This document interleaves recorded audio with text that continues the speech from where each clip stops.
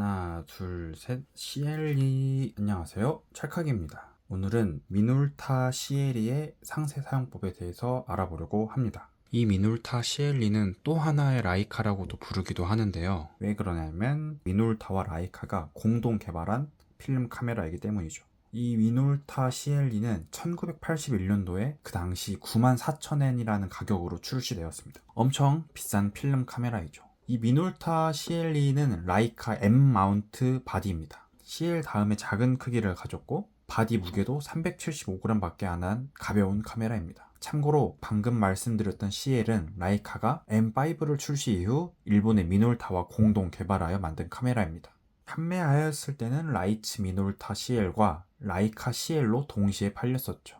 참고로 라이츠 미놀타 CL을 더 오래 생산해서 팔았었습니다. 이후 미놀타에서 CL의 후속 제품인 이 CLE를 개발하게 되었습니다. 참고로 당연한 소리일 수도 있지만 미놀타 CLE는 RF 카메라입니다. CLE는 M-ROKK와 렌즈군이 있는데 28, 40, 90mm가 있습니다. 저는 28에 f2.8을 사용하고 있죠. 또 전자식 바디라서 전원 공급이 있어야만 동작이 가능합니다. 그리고 조리개 우선 모드가 있는데 참고로 라이카는 M7 바디부터 지원을 하게 되죠. 그러면 미놀타 CLE를 더 자세히 알기 전에 간단한 사용법부터 알아보도록 하겠습니다.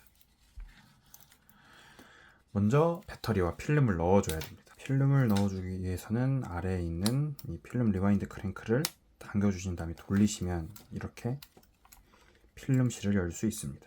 필름을 넣을 때 여기에 있는 스프레이 있는 하얀색 부분에 잘 고정시켜 줘야 되는데요. 이렇게 잘 넣어주시고 스프로켓에 필름 스프로켓 홀이 걸리게끔 해주신 다음 닫아주시면 되죠. 배터리를 장착시켜 줄 때는 여기에 있는 배터리 캡을 왼쪽으로 밀어가지고 SR44 두 개를 넣어주시면 되고요. 그 다음 잘 닫아주시고 여기에 있는 셔터 속도를 A로 맞춰줍니다. 그리고 알맞은 노출을 위해 적절하게 조리개를 조절하여 셔터 속도가 60분의 1초보다 빠르게 설정해줍니다. 다음 초점링을 조절해 주셔서 뷰파인더 내에 피사체를 이중 합치가 되게 해줍니다. 그리고 셔터를 천천히 눌러 사진을 찍어주시면 되죠. 정말 간단하죠? 그러면 이번엔 이 미놀타 CLE에 대해서 더 자세히 알아보도록 하겠습니다. 미놀타 CLE의 앞면입니다. 렌즈 릴리즈 버튼, RF 윈도, 프레임 윈도, 뷰파인더 윈도, 배터리 체크, 셀프 타이머 램프가 있습니다. 여기에 있는 이 RF 윈도를 가리게 되면 이중 합치 영역이 사라지게 됩니다. 여기에 있는 프레임 윈도도 마찬가지로 가리게 되면 뷰파인더 내의 프레임이 사라지게 되죠. 그러니까 사진을 찍으실 때는 이쪽 3개의 윈도에는 손가락이 가리지 않게 해주셔서 사진을 찍어주시면 됩니다. 여기에 있는 이 회색 셀프 타이머 스위치를 내리게 되면 일반 촬영 모드로 이 셀프 타이머 스위치를 아래에서 이렇게 위로 올리게 되면 셀프 타이머 모드를 사용할 수 있는데요. 이 앞에 있는 셀프 타이머 LED가 전멸하는 것을 확인할 수 있습니다. 촬영 2.5초 전부터 빠르게 전멸하시는 것을 확인할 수 있는데 이때 사진이 이렇게 찍히게 되죠. 렌즈 릴리즈 버튼을 사용해서 렌즈를 분리할 수 있습니다. 렌즈 릴리즈 버튼 이렇게 누르시고 시계 반대 방향으로 렌즈를 이렇게 돌리면 분리를 하실 수 있죠. 그러면 안쪽에 이렇게 요상한 셔터막을 확인할 수 있게 되는데요. 이 셔터막은 18% 그레이 값과 같다고 합니다. 빛이 이곳을 통해 센서로 전달되고 노출을 결정하게 되죠. 전체 평균 측광이라고도 할 수 있겠네요. 렌즈를 장착하실 때는 여기에 있는 렌즈의 빨간 점 부분을 렌즈 릴리즈 버튼과 동일하게 맞춰주신 다음에 렌즈를 시계 방향으로 이렇게 돌려주시면 되죠. 그럼 딸깍 소리와 함께 카메라와 렌즈가 조립되게 됩니다. 미놀타 CLE의 윗면입니다. 핫슈, 모드 다이얼 잠금 장치, 셔터 릴리즈 버튼, 셔터 속도 다이얼, 와인드 레버, 감도 조절링이 있습니다. 여기 핫슈에는 오토 CLE라는 이름을 가진 플래시를 장착할 수 있습니다. 그리고 여기에 있는 모드 다이얼 잠금 장치를 누른 상태에서 셔터 다이얼을 돌려 이렇게 A 모드나 다른 셔터 속도로 조절시킬 수 있죠. 그 외에 셔터 속도를 조절하려면 그냥 이렇게 셔터 속도 다이얼만 돌려주시면 됩니다. 평상시에는 이렇게 눌러진 상태에서 셔터 속도 변경이 가능하게 되는데 이렇게 A 모드로 가게 되는 순간 다른 셔터 속도로 변경이 불가합니다. 이때 다시 이 모드 다이얼 잠금 장치를 누른 상태에서 셔터 속도 다이얼을 돌려주시면 되죠. 참고로 여기에 있는 A 모드일 때는 뷰파인더에서 현재 조리개 값에 의한 셔터 속도를 확인하고 싶으실 때 셔터 릴리즈 버튼에 손가락을 이렇게 올려주셔서 센서를 가려주시면 됩니다. 그럼 이때 현재 노출에 의한 셔터 속도를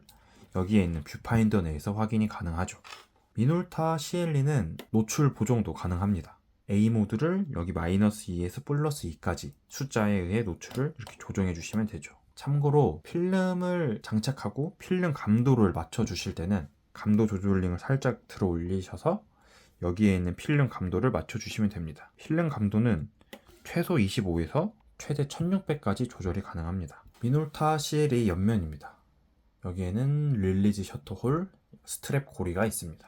미놀타 CLE 뒷면인데요. 보시면 뷰파인더가 있습니다. 뷰파인더 가운데 이중 합치 영역이 있습니다. 피사체에 초점을 맞출 때 초점 링을 돌려서 이중 합치되어 있는 면을 일치하게 만들어 주시면 초점이 맞게 되죠. 왼쪽에는 셔터 스피드가 있고 A 모드일 때 조리개 값에 맞춰 빨간색 LED에 불이 들어오게 됩니다. 90mm 렌즈를 장착하였을 때 사진 프레임은 D까지의 영역이고 E는 40mm 렌즈를 장착하였을 때 사진 프레임, F는 28mm 렌즈를 장착하였을 때 사진 프레임입니다. 미놀타 CLE의 아랫면입니다. 배터리 챔버, 배터리 체크 버튼, 리와인딩 릴리즈 버튼, 삼각대 소켓, 필름 리와인딩 레버가 있습니다. 이쪽에 있는 배터리 챔버에 LR44가 2개 들어가게 됩니다.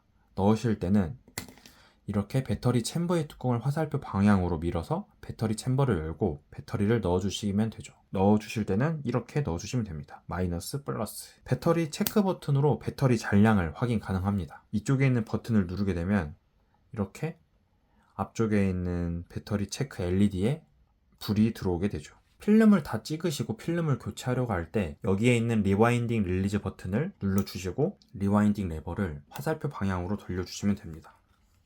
언제까지 돌려주시냐? 필름이 더 이상 감기지 않는다는 느낌이 들 때까지입니다. 이렇게 돌리시다 보면 감이 오게 됩니다.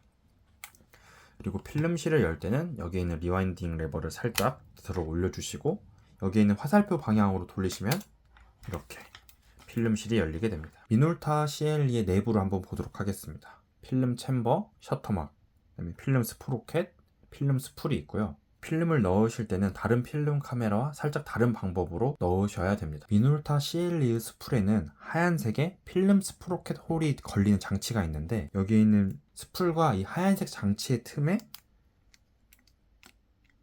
필름 팁을 끼우시고 여기에 있는 스프로켓의 톱니에도 여기 스프로켓 홀이 잘 걸리게 해주시고 필름을 평평하게 해주신 다음 필름실을 닫아 장전을 마무리해 주시면 되죠. 참고로 미놀타 CLE에 필름을 끼우실 때는 위 사진처럼 필름 팁을 끼우시면 안 됩니다. 제가 애용하고 있는 미놀타 CLE에 대해서 한번 알아봤는데요. 요즘 이 카메라로 사진을 되게 많이 찍고 있습니다. 그러면 요 녀석으로 찍었던 사진들을 한번 보도록 하겠습니다. 필름은 코닥 골드 100을 사용하였습니다. 유통기한이 지난 필름이라 노출 오버에서 사용하였고요. 10년 정도 지난 거라 원스탑 노출 오버에서 사용하였습니다. 강릉 숙소에 들어오자마자 보이는 바다를 한 컷 남겼습니다. 저 멀리 조그마한 등대도 보이네요. 숙소 테라스에서 보이는 경포 해변을 한 컷 찍어봤습니다. 바다가 참 초록초록하죠? 아쉬운 점은 오른쪽 밑에 찍힌 난간입니다. 저 멀리 수평선이 보이는 넓은 바다입니다. 모래사장과 바다이죠. 이번에는 밑에 있는 해송을 조금 더 같이 찍어봤습니다. 이 사진이 아까 봤던 사진보다 조금 낫네요. 동해에 왔으면 일출을 봐야 하죠. 보고 싶은 건 오메가 일출이었지만 그래도 일출을 봤다는 것에 만족합니다. 이번엔 테트라포트를 아래쪽에 걸어봤습니다. 아침에 참 좋네요. 바다에 나가는 배들입니다. 일출만 찍는 것보다는 여러 가지 피사체를 같이 찍어봤습니다. 이 사진도 전 사진보다 지금 사진이 훨씬 더 낫네요. 이번엔 소나무를 옆에 둬봤습니다. 소나무의 시작점을 알 수 없어 뭔가 합성 같기도 하는 사진입니다. 아침 해가 뜨는 C마크 로비입니다. 정말 깔끔하죠? 의자들과 저 멀리 보이는 바다가 좋습니다. 일출 이후 바로 조식, C마크 조식은 7시에 시작합니다. 저희는 처음에 바로 들어갔죠. C마크 식당 창가 자리입니다. 역광이기도 하고 제가 노출을 잘못 잡아서 마치 흑백 사진처럼 찍혔네요. 커튼 치고 한 컷, 저 멀리 보이는 바다가 참 좋습니다. 바다가 보이는 식당 창가 자리입니다. 둘째 날은 여기서 먹었죠. 창가로 들어온 햇빛이 너무 세더라고요. C마크 로비 밖에 테라스의 작은 웅덩이입니다. 잔잔한 물 위에 반사된 C마크. 또봉이와 와이프님입니다.